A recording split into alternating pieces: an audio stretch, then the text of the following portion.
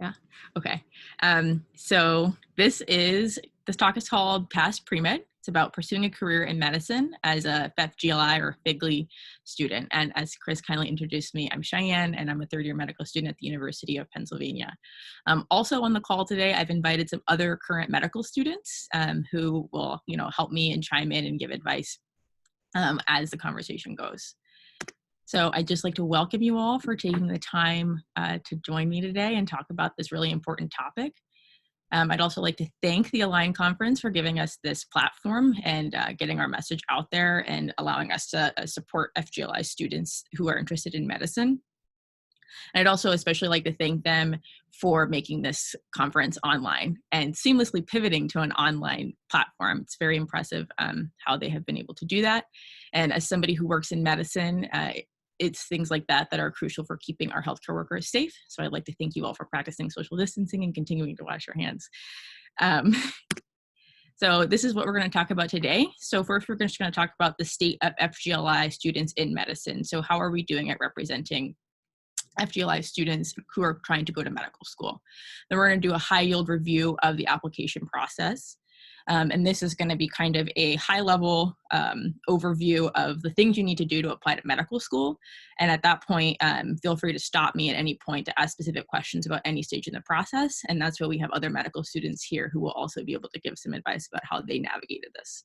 And then we're going to talk about how much all this is going to cost and the resources and tips and tricks that medical students have used to get through the process.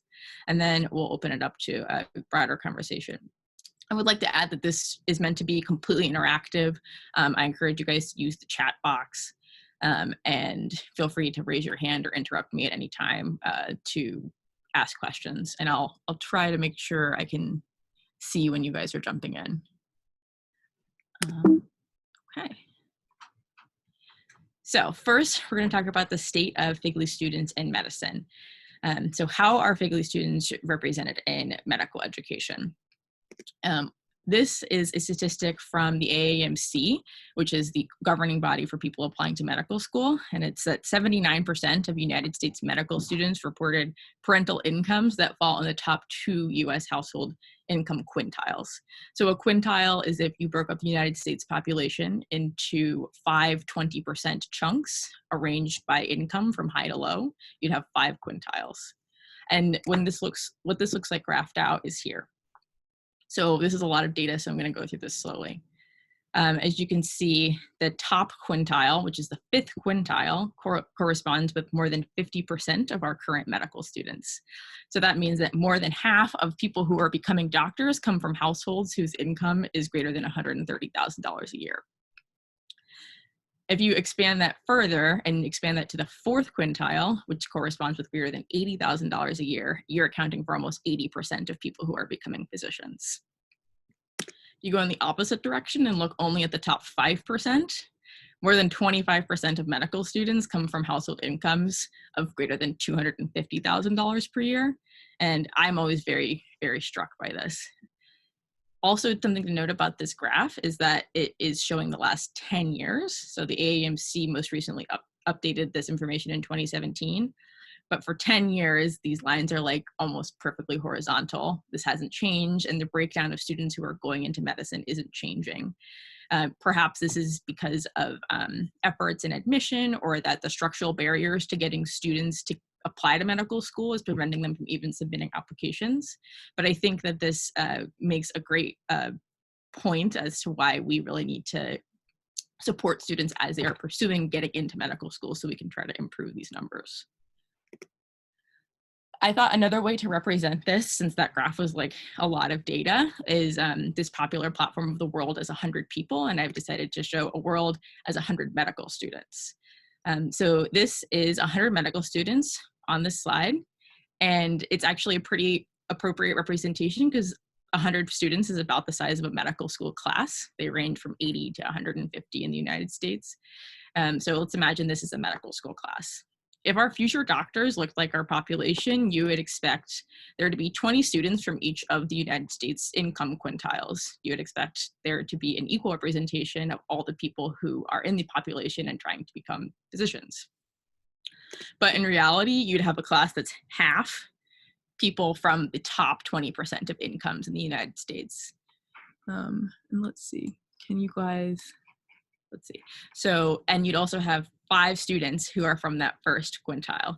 And I think my fellow medical students who are on the call who are FGLI can agree that this is a very realistic statistic. And if you look at the population of students who go to our FGLI events, this seems about right. Like there's about 5 to 10 of us.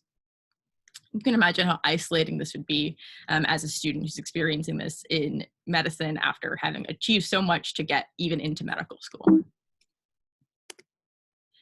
So why does this even matter? Like, why do we need doctors who are FGLI? Aside from the obvious reasons that we need more students who are FGLI in college, but why in medicine? So evidence supports that lower income patients are less likely to get counseling on their diet and exercise. They're less likely to get psychosocial counseling from their physicians, and they're overall less likely to have satisfaction with their physician-patient relationship. And this, gives a little bit of an answer as to why low-income patients have worse health outcomes than higher income patients.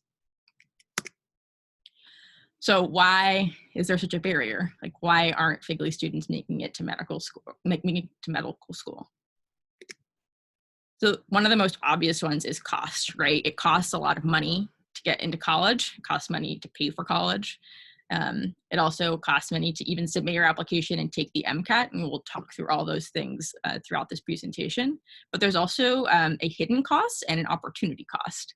So while we were in college and working part-time jobs and helping to finance our own tuition, there were students who didn't have those other stressors, and they were able to spend that time to do things that are required to get into medical school. And those are things that don't come with funding, like doing unpaid internships or doing shadowing or volunteering in a clinical setting. All things that are widely considered as almost mandatory to apply to medical school. And there's also the social capital aspect. So in applying to medical school, that really boils down to knowing who to ask, for what, when, and why. So in medicine, a lot of your opportunities that you get are from people you know. It's from familial and personal connections. So finding a physician to shadow and get clinical exposure is really easy when your dad's a physician or when your dad is friends with a physician. And as FGLI students, that can be a serious hurdle and a huge inhibitor to us being able to find those opportunities. And finally, I wanted to highlight bandwidth. So as FGLI students, we're far more likely to be dealing with other social issues. So like housing insecurity, food insecurity, your family's income and insecurity with that. And we'll be having that on our plate in addition to navigating this really complicated process that's challenging for even the most privileged of applicants. So now I'm going to talk about the nuts and bolts of what you need to know of applying to medical school. My disclaimer for this is that this is a very skeletonized view of just like the things that need to get done before you apply to medical school. I think I could give like a 30-minute webinar on each of these points. So feel free to stop me at any point and stop me with any questions if anything is confusing, or you can save those questions for the end. And we'll try to address all of them in as much detail as possible. Before I get started, I just wanted to share this quote from a dean from a United States medical school. He's the dean of admissions. And he said, "At the core of any patient encounter, there's a story. Most medical school applicants have enough volunteer work, shadowing, and research. The most interesting stories have lots of twists and turns."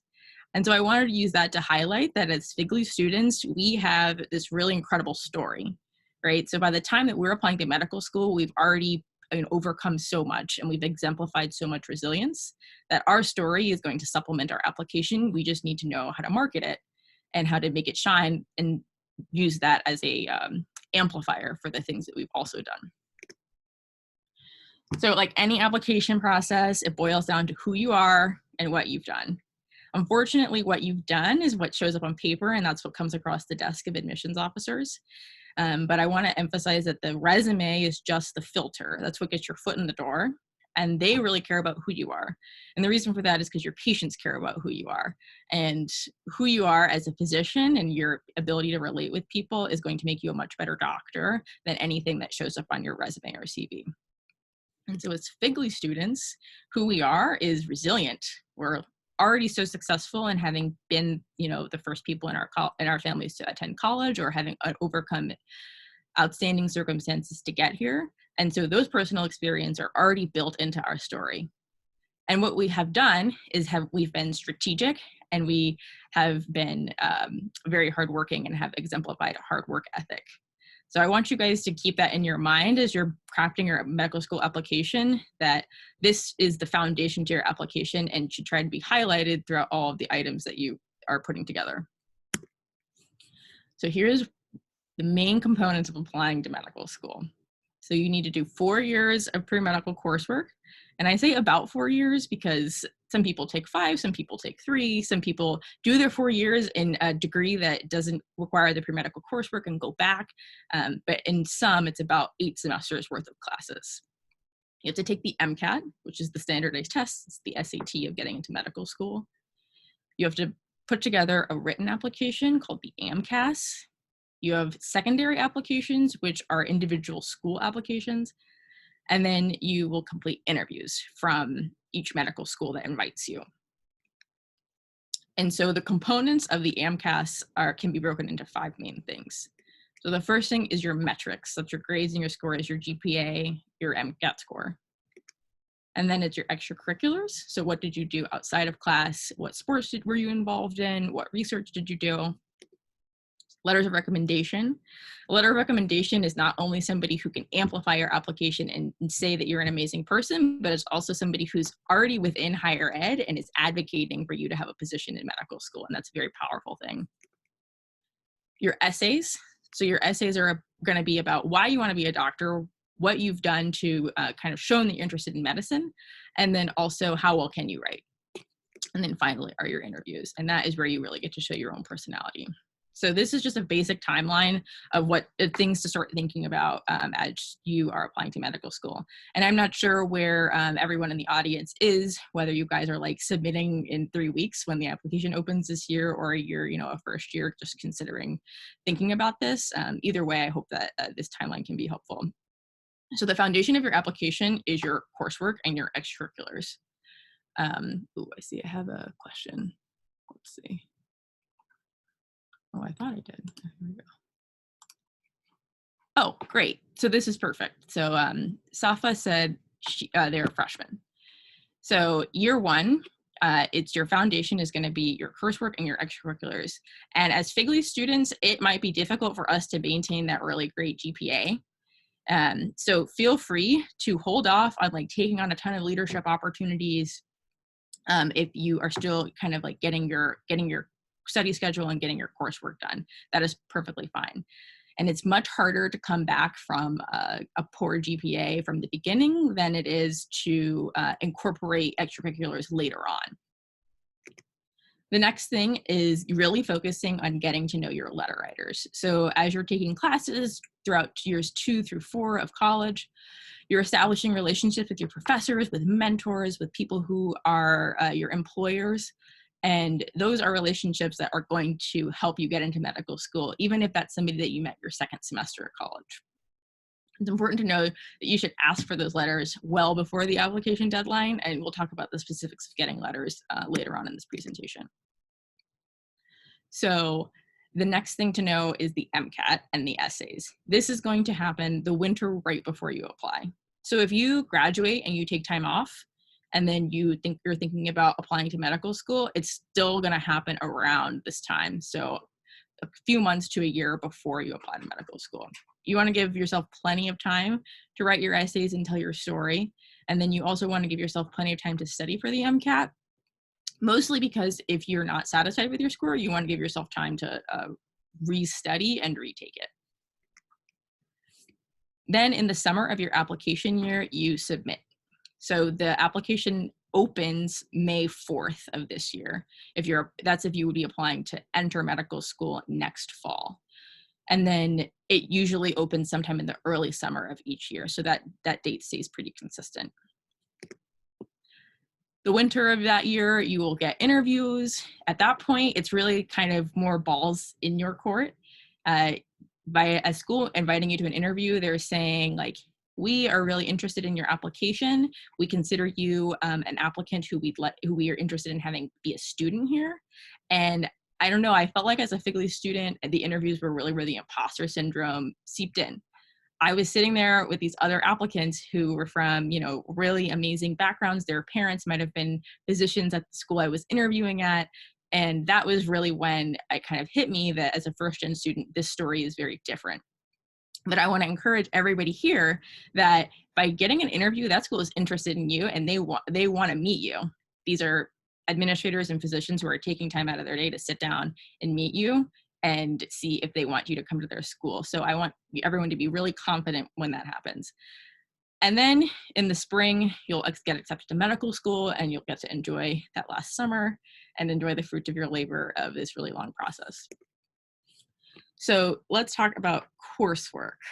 So medical schools have all different requirements of coursework, but these are the main ones that almost every medical school requires. And it's 2 semesters of English, 2 semesters of biology, 2 semesters of physics, 1 semester of biochem, 4 semesters of chemistry, and 2 semesters of calculus. And these vary. So like some schools might not have a writing requirement, but they might have a sociology requirement. I would recommend going to your pre-med counselor and figuring out what classes at your institution correspond with what these requirements would be. I would also recommend, if you have time, taking a class in psychology and sociology. And that's because the MCAT has a whole section that's just psych and sociology. And I felt like taking those classes as a college student really helped me prepare for the MCAT. And I'm going to pause to see if there are any questions about coursework, because I know that this is kind of one of the really confusing parts about applying to be pre-med.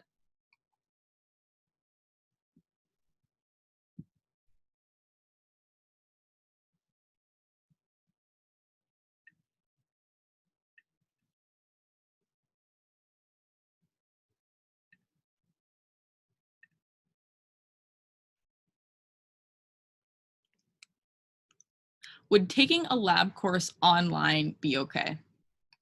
So I'm going to open this up to Michael and Crystal, who are our medical students, also online. My answer to that is most lab courses require you to be like in a lab, doing the experiments and like writing your lab reports and stuff.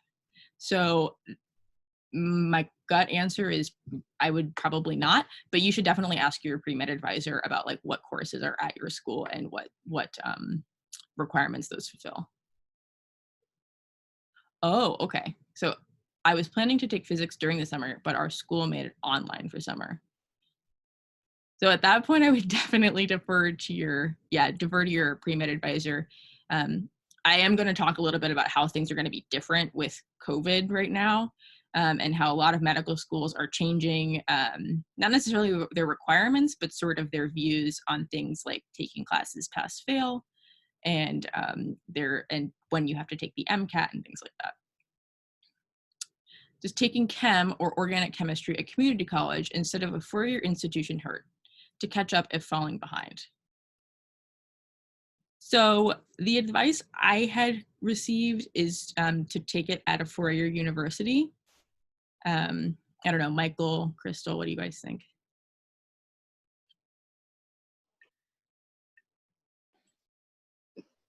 So I went to school down in Miami, and a lot of my friends actually went to a community college before matriculating to my undergrad, and they took like organic chemistry and a few of their prereqs there. Um, if possible, it is like easier and like for one applying to consolidate it into one place. And I think there's some students who would come back to Miami for the summers and do courses there if they were like attending schools elsewhere. And it was not necessarily preferred, but I think that I don't think it's going to be a make or break situation, to be honest. There's a lot of other parts in the application that matter a lot more. And I think that the prereqs is just something that you kind of just need to get through as best way as possible. Yeah, I would agree with Michael. I'm not really sure what the best answer to this is, but I think it also depends on the school that you're going to. So if you're going to um, an Ivy League school or like a prestigious school or something like that, I would say definitely, especially if you feel like the classes, you're starting to fall behind a little bit, I would say look into taking some classes over the summer at maybe a community college close by, or even a four-year college that maybe their course is not as rigorous or even as toxic as the course at the college that you're going to. So definitely look into that. Right. Thanks, guys. Okay, thanks for those questions. Those were great. And feel free to continue to ask questions about coursework as we move on.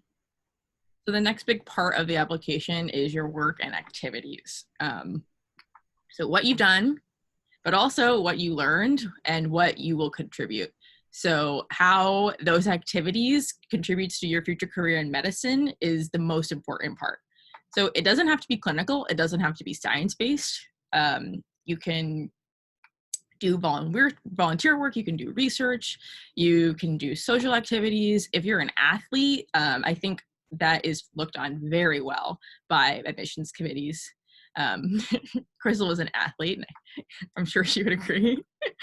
Any publications, if you work on startups or you do any religious work, it's really anything you want to pour your passion into. But the important thing to know when you are shaping these activities is that on the application, you have to write a short essay about 3 of them. So you should have 3 activities in mind that you can get, like maybe a letter of recommendation from that activity, or you can at least write a short essay about why this was really important to forming your career in medicine. And as a FGLI student, we have to be strategic about this. So we have to make our activities work for us, because we don't have time to both do a bunch of like unpaid volunteer work and, you know, maintain funding things, financing our education in other ways. And I don't mean to speak broadly when I say we, that was just my personal experience. So find things that double count. So if you want to do research to build your application, look for funded research opportunities. I was able to get paid during the summer more than I would have made working a minimum wage job at home to do research. And then I was able to finance things throughout the year from that research, but I was also able to get publications and add that research to my resume. Paid campus leadership is another great one. A lot of universities have positions throughout the university that are a leadership position that gives you a stipend. Clinical employment gives you both a clinical exposure and some kind of funding. And those can be jobs like being a medical scribe, or if you want to take time to get some kind of certification in being like a medical assistant or a phlebotomy, any type of clinical exposure is going to benefit your application. And if you can get paid, that's even better. I think tutoring is something that a lot of FGLI students utilize for this. So tutoring is a leadership role. You are showing you can teach and that you can be an educator, which is really important in medicine, in academic medicine. And it's also a way for you to refresh on material that is going to show up during medical school and during the MCAT. So during my 3rd and 4th year of college, I tutored in the pre-med classes that I knew are going to be on the MCAT and used that to study for the MCAT. And then I was also able to like make $10 an hour doing it. And then finally, there are specific FGLI and URM opportunities. I want to put in a plug for the Summer Health Professions enrichment program. It's a summer program. It's free, and it's for underrepresented minorities and first generation students, hosted by medical schools throughout the country. And it's a really wonderful enrichment program, and I think it looks really great on an application. And I think something really important about anything in these activities is that quality is better than quantity. So when reading an application, I think admissions committees want to see that you poured your heart into something, you did it well, you did it for a while, and that it's not necessarily how many activities you have, it's what you gain from them and being able to show that you grew from them. Any questions about activities?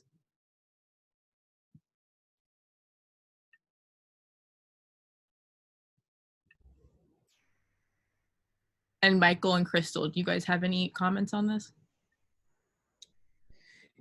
I think all of those were great examples of what you can do. I'm non-traditional, meaning I didn't go straight from undergrad into medical school. Took some years off. I was a teacher for a few years, and then I had to get my sciences because I wasn't pre-med. But when I was going back to school, tutoring for me was big. Got paid to do it, something that I enjoyed as well. So that's always, like Cheyenne's saying, that's a big one. But yeah, all the opportunities she listed, they're great opportunities. The only thing I'd add is that I really relied on my professors that I was building relationships with for jobs too, actually. So I did a summer program that paid me really well for 6 weeks of work that I would not have otherwise been able to make in 6 weeks. And I actually used that money to save up for applications and for my interviews. So I think that, like Cheyenne said, it's a matter of kind of being strategic, unfortunately. And that's why I think it's really great, earlier on, that you started to think about this, just because it does help kind of when you get closer to applying. And the other thing I'd add is regarding the clinical employment, some people do scribe, and I think that is a valuable experience. And sometimes it's kind of difficult because they usually pay lower. They pay $9 or $10 an hour when I was an undergrad. And so in a way, you could probably make money doing tutoring or other things, but at the same time, it is a valuable experience for you if you're considering medicine. So it's a bit of a trade-off.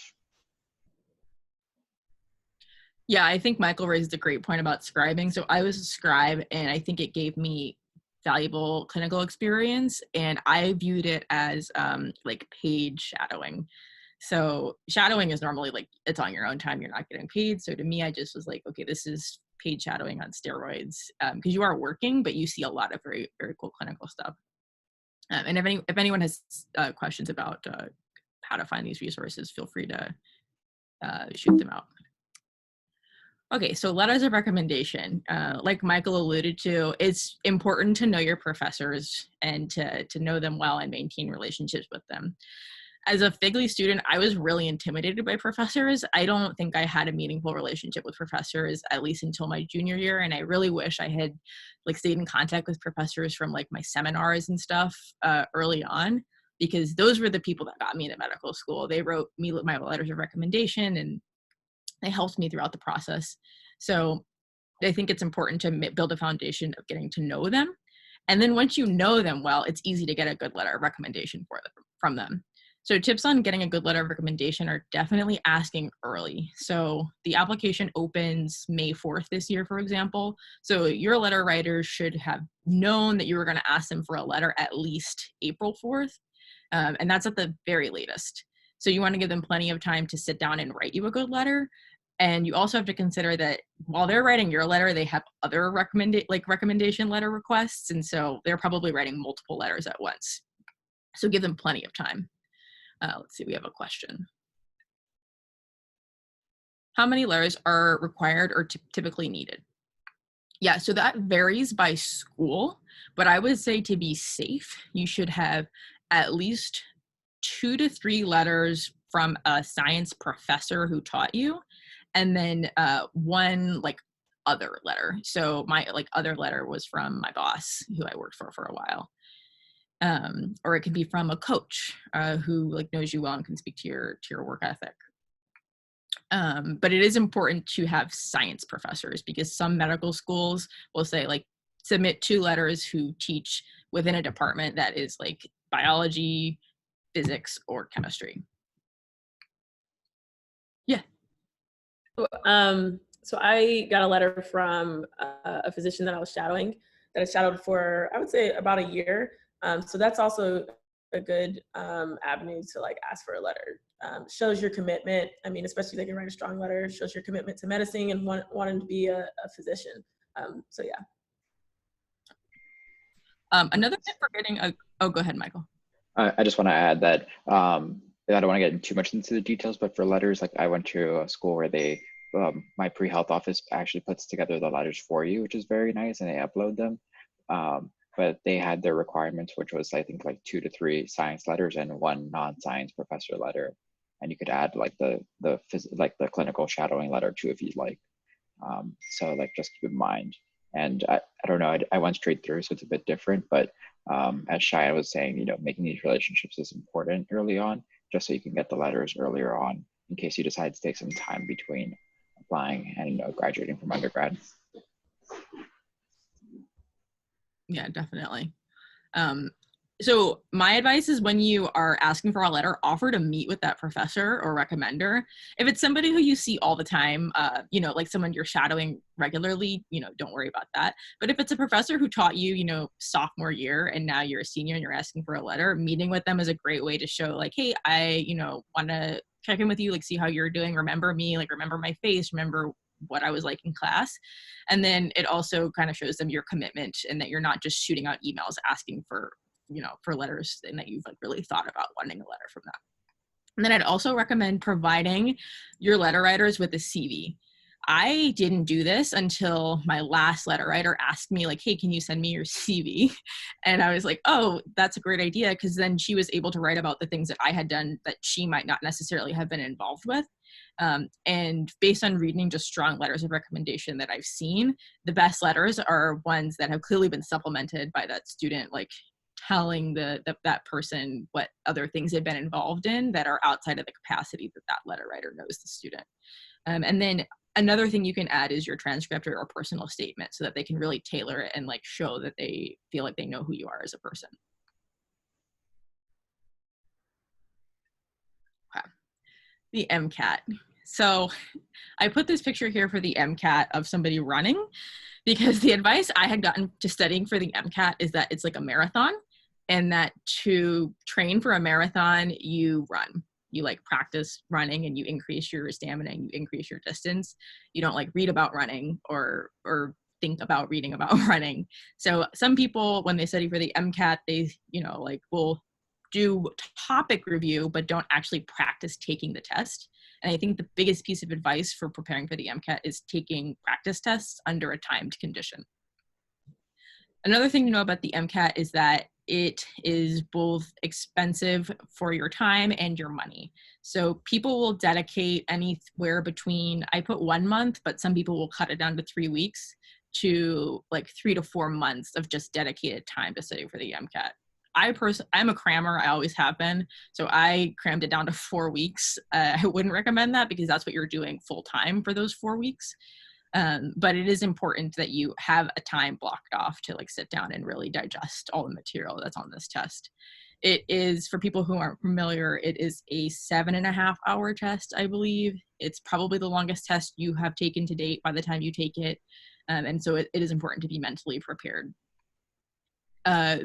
Prep books, I think, are also pretty essential because that distills down 8 semesters worth of science courses into probably like 5 or 6 like thin books. And I think that really helps you digest the material. And I'll get into the cost of those in a bit, but that is something that you will have to invest money in. And then I also recommend online community resources. I got a ton of great free resources from our MCAT subreddit. There's like free study schedules. People are exchanging a lot of advice. I think it's a really supportive community. Another online community you can reference is StudentDoctorNet and the MCAT forums.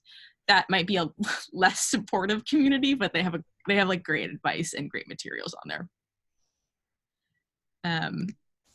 Wanted to put this on here that it is okay to take the MCAT more than once, but I would study for it like you don't want to do that. You can take it again and your second score can count, but I think that would require like a lot of time and a lot of money. And so I would say study for it like this is the one time you can take it. And then I wanted to put this up here so the mean MCAT for people who were accepted to medical school last year was a 511. So if you're like not familiar with scoring, don't worry about that number right now, but maybe come back to it when you are preparing for the MCAT and just keep that as a goal in mind. So it is the mean, which means there are people above and below it, but a 511 is kind of right where people who are actually getting into medical school are scoring. Any questions about the MCAT? I will say that at least personally, the MCAT was like the worst part of this process for me.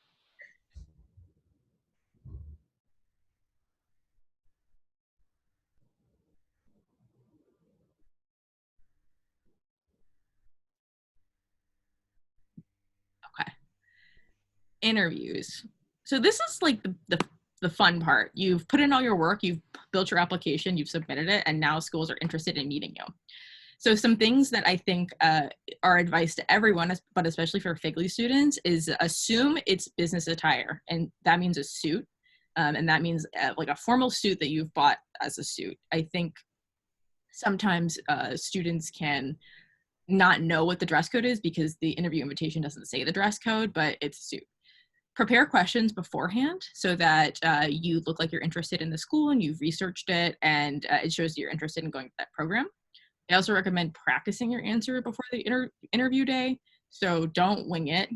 Don't memorize a script, but also be prepared for common interview questions. So like go online, look up what those questions are, and have a prepared answer for them.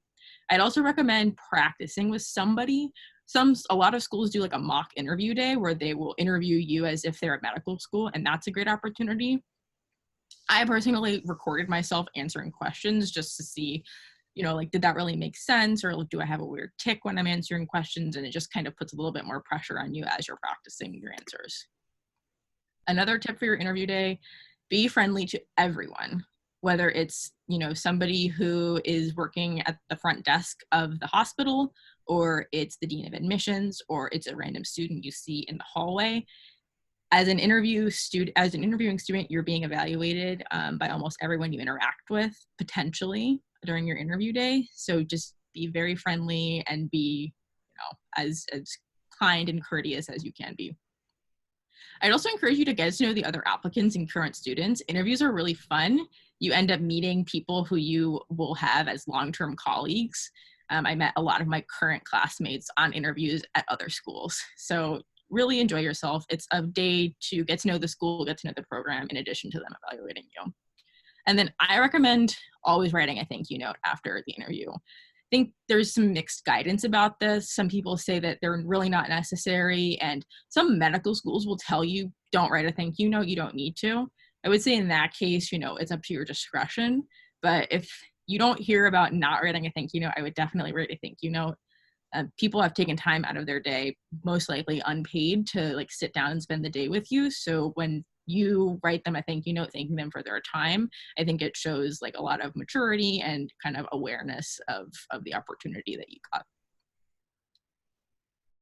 Any questions about interviews?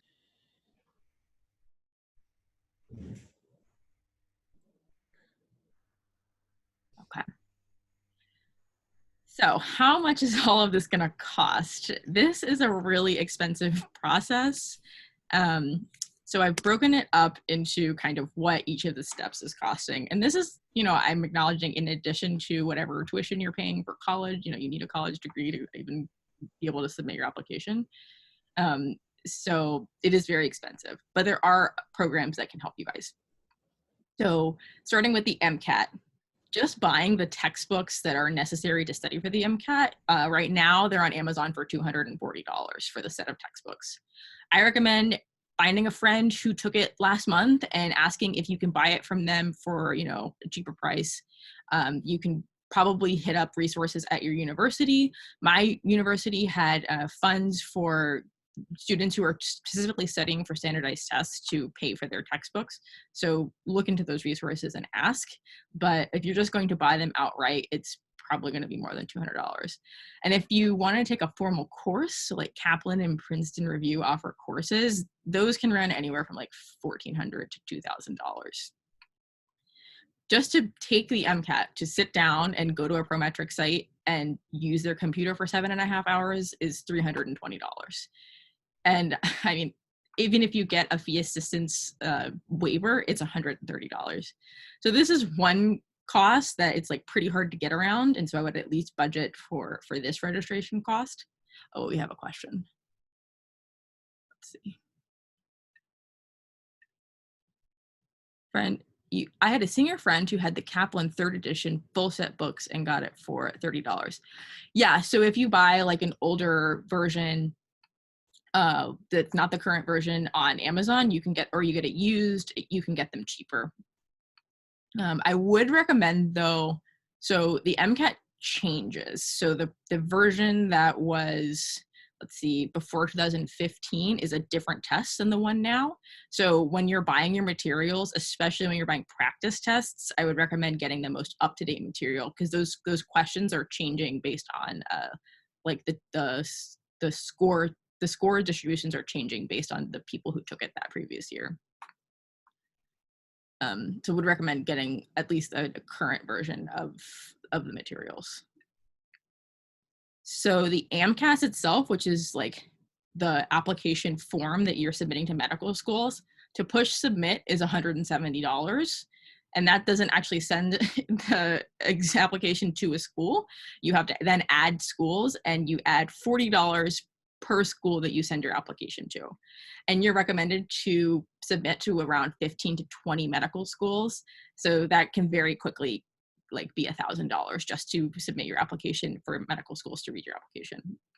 If you use the fee assistance program, which is an embedded program by the AMCAS, which you have to apply for, and I'll get into that in the next slide, it will be free for the first 20 schools. But after 20 schools, you start paying that $40 per school. For secondary applications, I remember paying anywhere from $80 to $120 for each secondary application that I submitted. I think I submitted around 15. So you can very quickly be over $1,000 in paying for secondary applications. Unfortunately, secondary applications don't have a universal fee assistance program like the primary did. So whereas the AMCAS has an embedded fee assistance program that just waives your application, the secondaries are put together by each individual med school. So some med schools have a fee assistance program, and they say if you got the FAP from the AMCAS, your secondary fee is waived, but some won't waive it unless you specifically ask. So make sure if you feel that you would qualify for a fee assistance program for secondaries, you need to email that school individually and ask them what their policy is. And then finally, interviews, by far the most expensive part of the process. Buying your suit, paying for your travel, paying for your lodging. I put $500 to $1,000, but I think it can run the gamut. So if you're flying across the country to do multiple interviews over those few months, you could spend $500 on one flight. But if you're traveling locally and you're driving, it could stay $500 for the whole process. In terms of fee assistance programs for the interviews, it also varies. You can try to ask if medical schools will fund your travel. But you should definitely be proactive about asking for those things, because it's not going to be offered unless the student is asking that individual institution. And I'm going to open this up to Crystal and Mike on your guys' thoughts or any experiences you guys have had with funding this process. It's expensive. Yeah.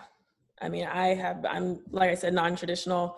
I was fortunate enough to move back home with my parents, and so covering the cost of things like my education at the time, and also had like money from teaching. So those things weren't as prohibitive as maybe some of you might be in that situation. So definitely try to apply to the fee assistant programs and see what happens. Yeah, and I think it's in a way kind of being strategic with where you're applying.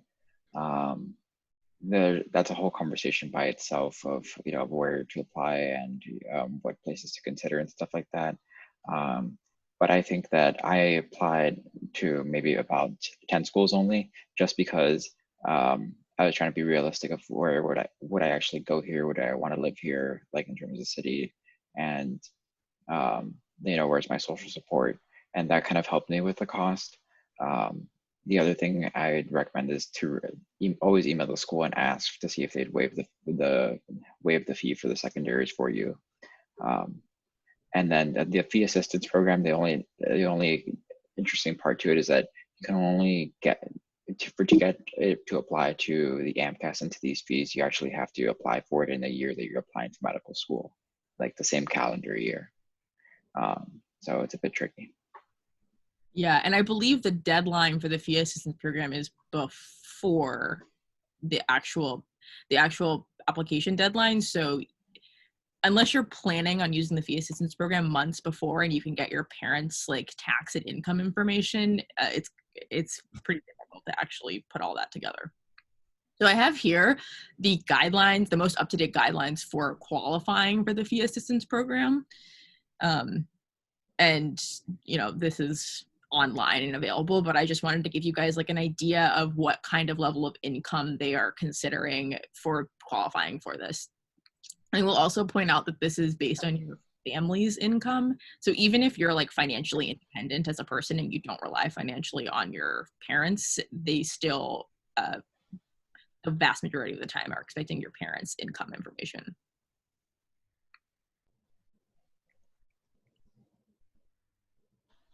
So the last point I just wanted to make about costs is strategies for offsetting the interview cycle. So the interview cycle, like I mentioned, is I think the most expensive part of all of this. And especially because you want to do as many interviews as possible because you want to increase your chances of getting into one of those schools. So this is a kind of an opportunity that it's hard to say no to, even if you know that it's like financially going to be difficult for you. So first, I'm going to recommend asking your home institution where you go to college for resources. Some institutions have funds for FGLI students to fund like going to grad school interviews. So always look into that and figure out where you go to school, who that person is to ask, and get that guidance. And for getting the suit, the biggest piece of advice I got was like looking for a suit well before you think you need one, because you might get an interview really early and then you would have to last minute buy a suit, and a nice suit can cost well over $100, if not more. So I would say if you're like a junior or senior right now thinking about applying in the next year or so, start keeping an eye out for a suit if you don't currently have one. I got my suits that I wear for my interviews at Ross. They have great suits. And then you get like a suit for $20 and then you can get it tailored, and it would still then cost less than buying a brand new suit from, you know, like a department store. I would also consider applying for like an airline credit card or a credit, like a miles account if you're planning on doing a lot of flying for your interviews. I was flying out of DC and going, you know, to California or the Midwest. So I did a lot of flying, and I really wish I had started racking up my miles before I started, which was when I was in medical school. I think it's a great way, even if you don't end up going to school out there, to like build points and build miles. And then if you do end up going to school out there, you know, you're going to keep using that credit card, and it's going to help with travel costs when you're coming home to see your family. I also advise to coordinate interview travel. So if you are applying to 8 schools that are all in New York, try to line those interviews up so you only have to travel to that area, you know, once or twice versus going back and forth 8 times, you know, like separated by a week. I was able to save on, you know, flying out to the West Coast by scheduling all my interviews out there at the same time. And then I always recommend looking into staying with a student host. Most medical schools have current medical students volunteer to open their homes to interviewing students, and you can stay there for free, and that will save you, you know, a couple $100 that you would have spent on a hotel that night.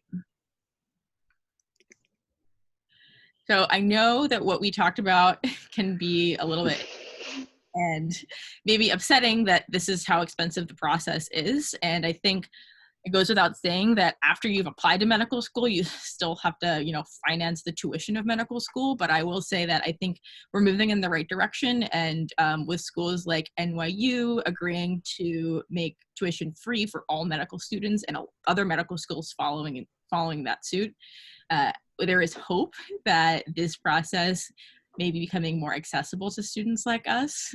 Call me hopelessly optimistic, but I like to think that it's a sign that maybe things are changing.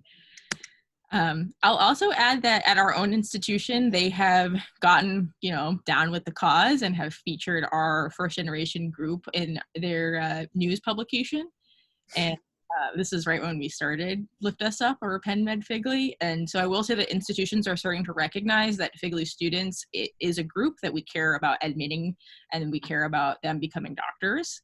And, you know, our presence hopefully is on the rise in medicine.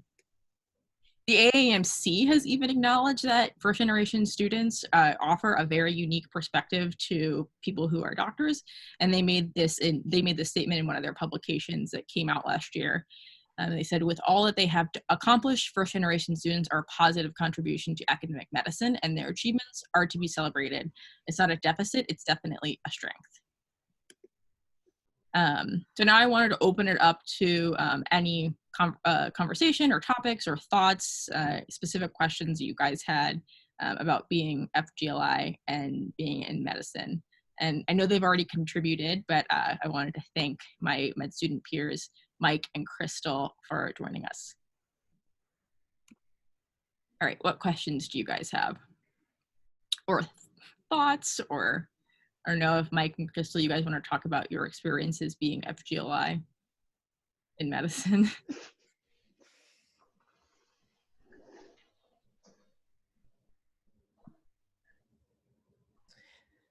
I think it's important to embrace your story, you know, especially on interviews.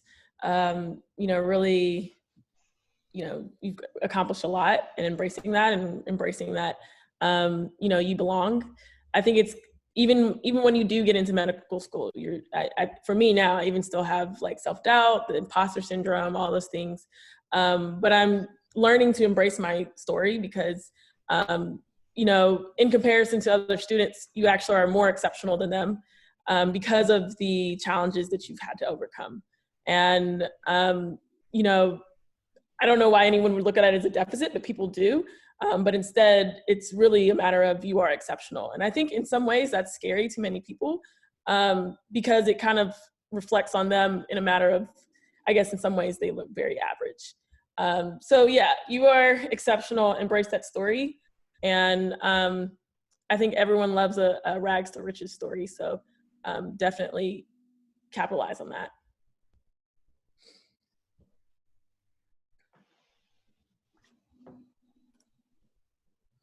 Okay, so the question says, do you know of any programs at your current med school or school that provides insights to the med school career for undergraduate students? And when is a GPA that we should strive for? Sorry for all the questions and thanks. No problem, we love the questions. So Penn, we all go to Penn. And we have a program called Day in the Life, which is for undergraduate pre-med students who are interested in going to medicine and are from an underrepresented background. So that includes racial minorities in addition to first-generation low-income, racial and ethnic minorities. That usually happens in the spring of every year, and we send out an email invitation to pre-med advisors throughout the country. There's also a website. You can look up Penn Day in the Life. Unfortunately, our session for this year already happened, but we do it every year, so we'd love for you to join our school if you're interested in coming to that. I don't know if a lot of other schools do something similar, but I think it's definitely something to look into because those programs do exist. And what is a GPA we should strive for? So I think I had it on a slide, but I didn't mention it. So the average GPA of medical students who were admitted to medical school last year was a 3.73. Not like I barely had, I mean, that is like a very high GPA. I think that is something that you can strive for since, you know, it's always good to strive for the highest GPA possible, but I don't think that is necessary by any means to apply to any medical school, let alone even schools, you know, like top ranking schools. It's just that there are a lot of applicants and their GPAs just tend to skew higher. I don't know, Mike, Crystal, do you have thoughts on the GPA question? I think it's just a number that will, and a lot of the numbers that we talk about are numbers that will get you to be considered and not necessarily will it get you to be accepted. So I think that's why we hesitate to put down a number because these numbers are skewed in a way for who eventually gets accepted. But I think that you will be considered for admission at a GPA of 3.5. Yeah, I mean, exactly what Michael and Shai said. It's not really a hard line number. I will say that medicine, unlike other professions, If you go to a medical school, regardless of any medical school, at the end of the day, you graduate, you're a doctor. And so being a doctor gives you the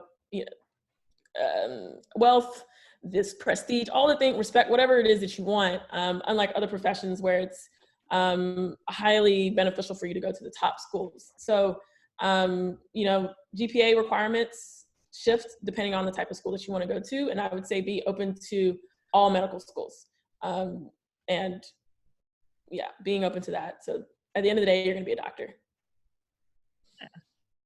And I just want to echo that point. I think that obviously the three of us, we go to Penn, and I love the education I get here, but my friends at other schools have an equal education, and they will have the same degree as us when we come out of this, and we'll be applying to the same residency programs. So this is really kind of an opening. Any medical school gives you the key to opportunity for which it is that you are looking for. Yeah, and going off that point that Mike just made about choosing which medical school you graduate from, I'm going to address that question that just came in about getting a scholarship to medical school and how to fund that tuition. Mike, Crystal, what are your thoughts on that? I mean, the answer is yes, that it is possible. And it's changing day to day. And I think that when we look at, what are the differences between some of the higher ranked schools and some of the more state schools, it's really a matter of the funding opportunities that they offer. And so some of the private schools, ours being one of them, we do have a lot of funding that we're able to provide scholarships for students. And admittedly so, like I was fortunate enough to, because of my background, to receive a full scholarship. And I'm extremely thankful for that support, and it is possible. And I have friends and I had gotten scholarship offers also from some of my state schools, but it wasn't commensurate with my scholarship here. So totally possible. And it really is a matter of the kind of the funding that's available at each school. Yeah, I considered scholarship as like basically my main priority when I was applying to medical schools. So I'm from Houston, Texas. Texas medical schools admission is actually really, really low, and relatively speaking, if you live there for at least a year. And I think tuition is like $16,000 or something like that. So it's a good deal even if you have to pay the out-of-state tuition. You've lived there for a year after your first year in medical school, then you can get that in-state tuition. So that's something I would definitely consider. At the time, I think I applied to UCLA because they had this like huge endowment. I'd heard that somebody who was at Penn had gotten a full scholarship. So some of this the information is not readily available, which is very frustrating. And I think schools like NYU, they're proud of what they've done. And so they've publicized it. But in some ways, I don't know why other schools don't publicize the type of scholarships that are available, because there are scholarships available, need-based. I've gotten a need-based scholarship. So I think part of it is doing some digging, maybe on Student Doctor Network. I never went on that site, but asking around, things like that could help, Yeah, I'll echo exactly what they said. I think there's a lot of unadvertised funding to go to medical school, and I would encourage anybody who is deterred by the potential cost of tuition to be aware that there is scholarship and need-based aid.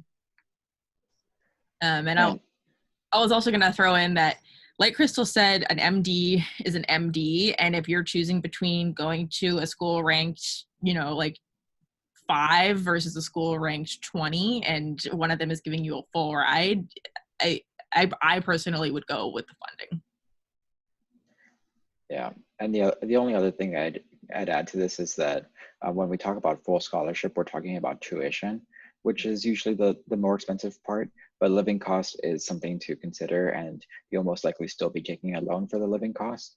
And in that regard, I'd also consider like the cost of living somewhere. So Philadelphia is actually pretty reasonable, but if you're considering going to school in San Francisco or New York or Boston, that is an additional cost that you or probably going to be a larger cost of living that you'll be taking loans for. So just keep that in mind. NYU, did they cover the cost of living? Mm-mm. No, they didn't. Oh, okay, I thought they did. Okay, well. Yeah. So this question from Chris: can you say more about how you utilized your undergraduate school's career center, career services office in the context of med school application process? For example, did your undergraduate school's career center help you find research opportunities that can go on a CV? And did they have a professional closet for interviews, put on career fair admission info sessions for med? So I went to William and Mary. I personally didn't utilize the career center to apply to medical school, but my individual pre-health advisor was very crucial in helping with that. I would be interested to hear what other people's experiences with their school career center was.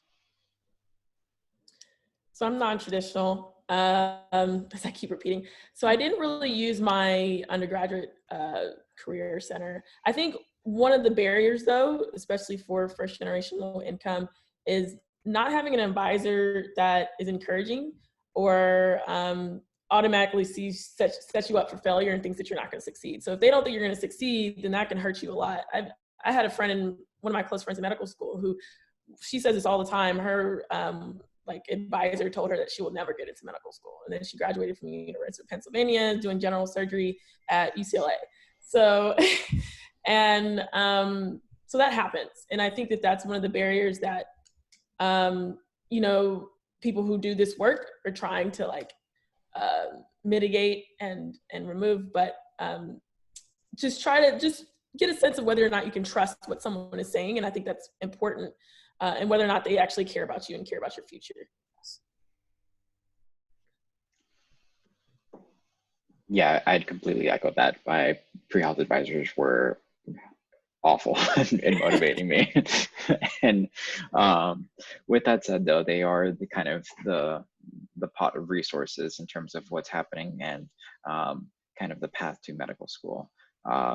So it is a interesting relationship that I personally had to manage during my time there.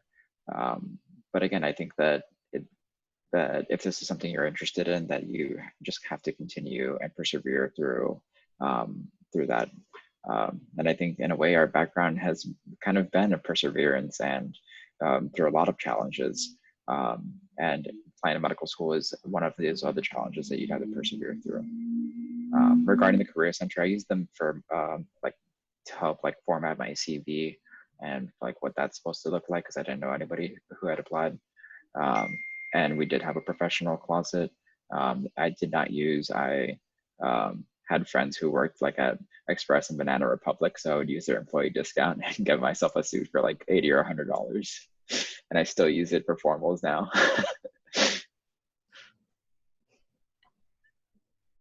Yeah, I will put in a plug for career centers that do mock interviews. I know that they will put a lot of effort into making it as realistic as possible, that this is a mock interview for medical school, and that was very useful.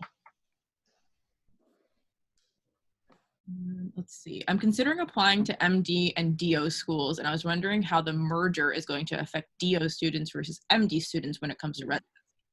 Will the merger actually make it easier for DO students to get into more competitive residencies? Also, I want to thank you for the talk. It was very helpful.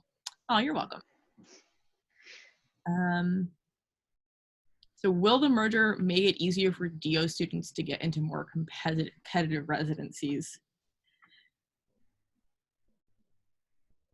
What's the merger? I'm out of the loop on this. So DOs can now match into it an MD residency. I thought that they already did. I'm not 100%. Okay. Or maybe I'm thinking of DO attendings and I just assumed. Yeah. They can apply. The merger is just that it's the same application now for all DO residencies and MD residencies. Okay. And I think our year is the first year. Yeah. It might have been your year, Crystal. I'm not sure. I personally think that it's going to make it easier for DO students to like get into like some of the more MD program residencies. In terms of competitiveness, like there's DOs in Oppo and in Derm and on all these other fields that are competitive. So I think it's overall good for the system. I think that there is a systemic issue in residency training programs where we just don't have enough spots overall for the amount of people that we graduate from medical schools, which hopefully will get better in the future. But for the most part, I think it's a good thing.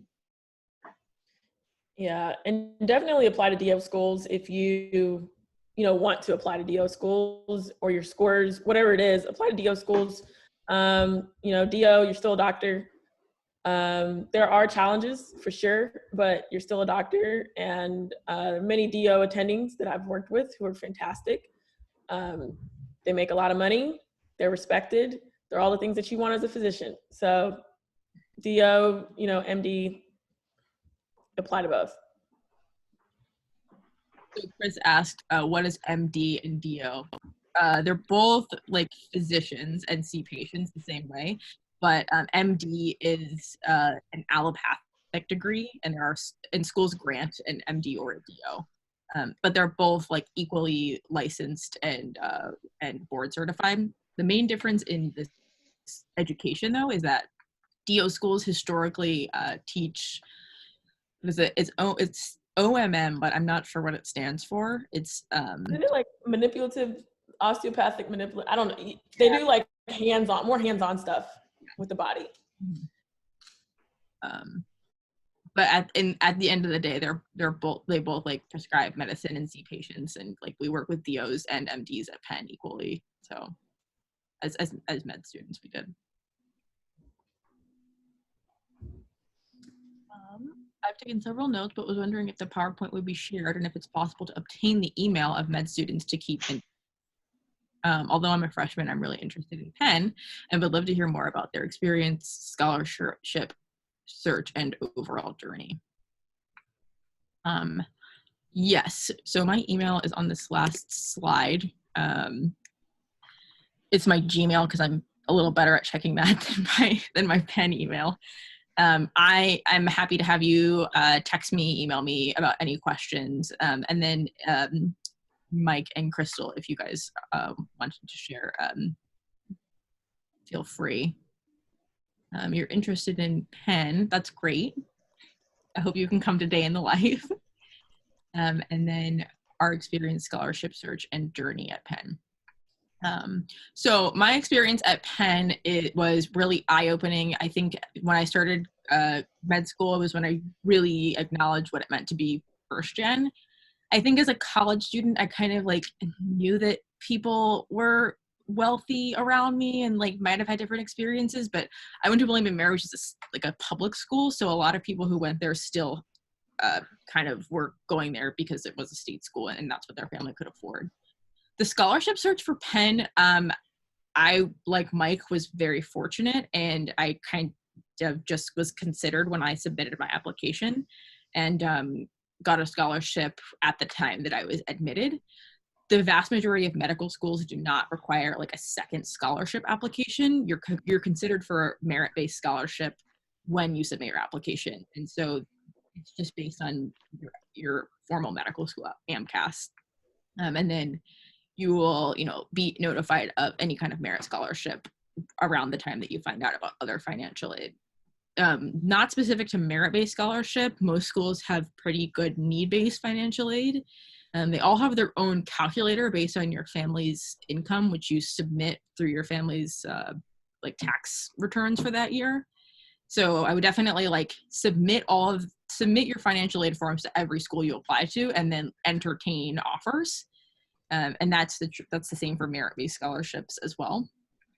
And then overall journey, I kind of just like decided I was going to do this, and then I'm like doing it and being, like stubborn when people are telling me that I can't, and just kind of like winging it. I think that that's maybe not a common theme, but something that I think a lot of FGLI students can relate to. And regarding your slides, Cheyenne, it's up to you if you want to make that available for the public. But if you are, we can put that on our website. Sure. Yeah, that's fine with me. I'm just, yeah, I'll send you like a compressed version. Sure. Oh, great. And Crystal and Mike put their information in. I have a comment and a question. So my comment is I did not realize how similar the process was between applying to med school and applying to grad school. And so like a lot of the advice that you provided here, I think it applies almost like one for one to grad school applications, because I spent this cycle applying for grad school. And so I wish I could have heard this as well, like same time last year. And so we can advertise this as a lot of this could be applicable to grad school. My question though is structurally, where do you guys hope that the med school application process goes, like in the future? Like if you had your way, I think Mike had mentioned how like limited residency slots was like a potential or like a bottleneck that probably affects admissions downstream. What other challenges are there? Like what blockers should people who want to fix the system consider?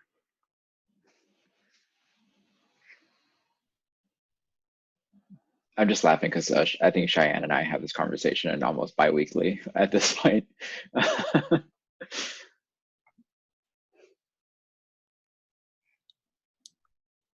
So one thing that Mike and I talk about a lot is this idea that like medical school admissions to acknowledge that FGLI is a underrepresented status, and for them to make efforts at admitting students with that identity. I think in the last even couple of years, as more medicine groups are like surfacing and it's becoming like a more recognized identity that it's underrepresented, it's improving. For example, the AAMC added a first generation college indicator on their application process, so that now when medical schools receive an application, it will have like a mark on it that says that student's FGLI, and then they can determine what to do with that. But I think that that's the gray area, right? Like there's nothing really incentivizing schools to like value admitting more FGLI students.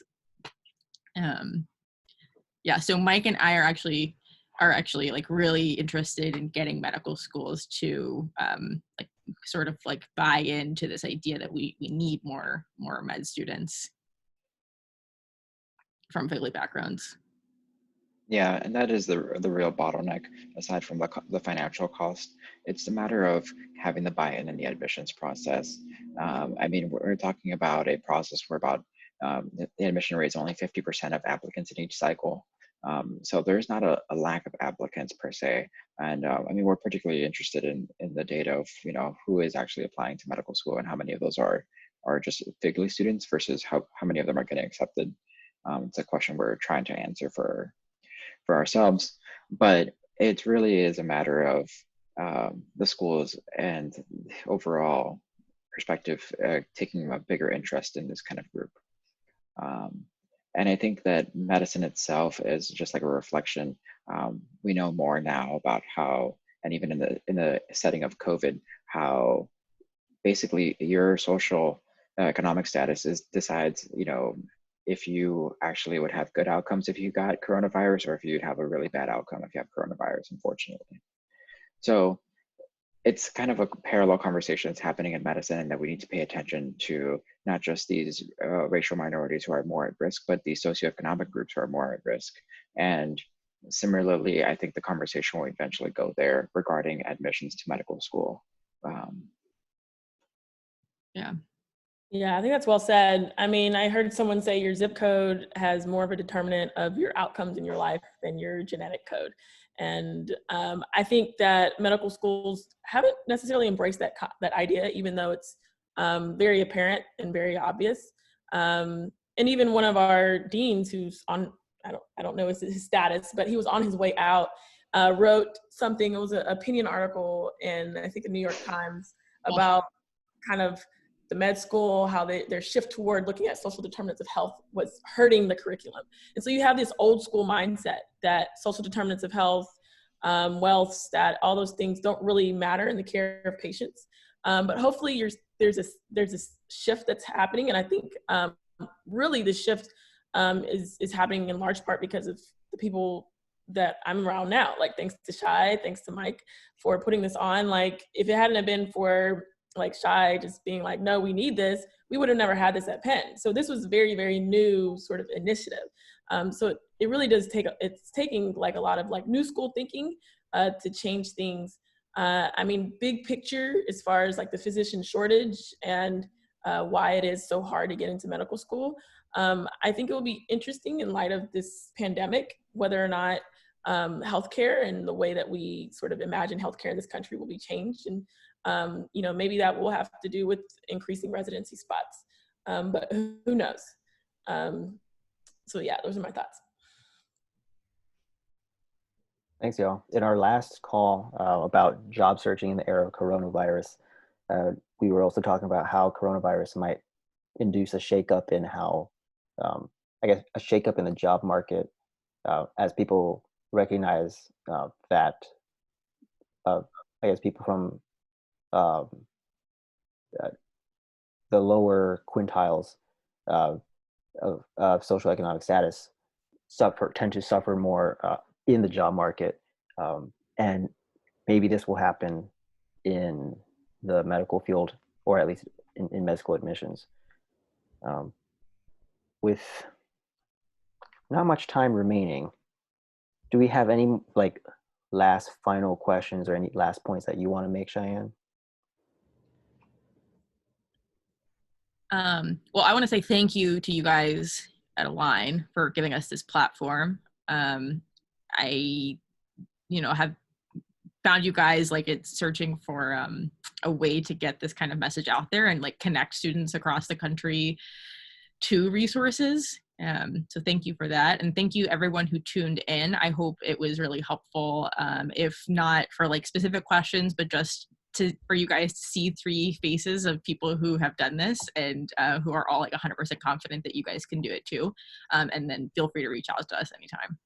Yeah, no, we should be thanking you for taking the time in all of this to put this on and to answer our questions. Let me actually, one last point I want to bring up as you guys build your organization, and then maybe as other med school organizations arise too. We have on our call Chris Sinclair. Shout out to Flip National. So he's the external or the executive director of external affairs at Flip National. They're the ones sponsoring our Zoom call because we don't have a Zoom account. They do. So Chris, I mean, if you want to spend like 1 or 2 minutes talking about Flip National and how, and maybe offer your thoughts on, I guess, whether like there's something like a Flip National, or I guess whether Flip National could like include organizations attached to med school. Yeah, thanks for the platform real quick. Also, I just want to say this has been a tremendous presentation. I am not somebody that's interested in going to med school, but I know a lot of the students we work with are, and this is probably I've learned a lot about med school, even not having an interest in it, because it's just not my path, but this has been tremendous. So thank you to Cheyenne, thank you to Crystal, thank you to Michael. This has been really great. For those who are not aware, Flip National is a nonprofit organization. We do first-gen low-income college student advocacy across the country. We center student advocacy. We center the student voice. I'm actually in my mind right now, as we're doing this presentation, thinking of different ways to that we can connect this kind of message to our community and to the first gen low income community writ large. I think a lot of students who are first gen, and just kind of harkening back to the topic of the last, something came up in the last webinar. A lot of first gen students feel that pressure to go into that job that is going to be acceptable to their families, it's going to make them money, that is going to be a job that's acceptable, and that their family is going to understand, hey, you're a doctor, you make money, you can support us. And so this conversation that happened in this webinar is really integral to that conversation. And I'm really glad that you all are specifically pointing out the need for more first and low income student representation in the medical field. And I thought it was also a really interesting point, how you've correlated the representation in medical school based on socioeconomic status, and how that correlates with medical outcomes. So that was a really fascinating thing. So again, really, really impressed with this conversation. I think the only thing I would really say is, for those students who are interested in med school and feel that pressure of like, hey, my family will understand if I become a doctor as opposed to something else I might have a passion about.